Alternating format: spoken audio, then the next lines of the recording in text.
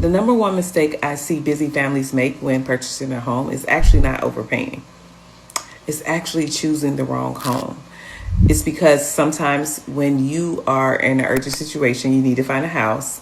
Sometimes you try to take the house that's available, that you can get the best deal on, but it may not be the right home for you. Let me explain.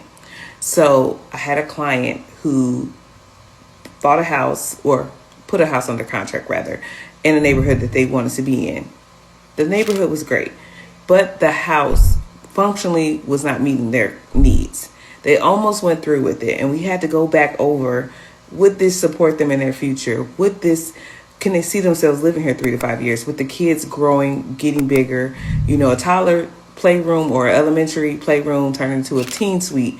Would this support the growth of their family and their needs in 3 to 5 years? Because that's the time they would need to grow in equity.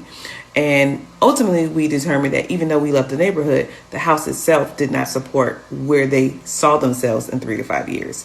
And so we terminated. We were able to get them under contract with the house that better suited their needs, that was exactly the square footage they needed to be able to grow. And it gave them opportunity in the area to grow in equity. And so what we see is families sometimes choosing based on urgency and what's available versus what is best for their family. And so you need an agent who's going to, one, remind you of what your needs versus your wants are, and also support you buying a home that you can build equity in, because that's the whole purpose, is to build wealth through real estate, and that supports your family through transitions in life as your kids get bigger and you need more space, or you need to have flexible spaces for them to be able to evolve.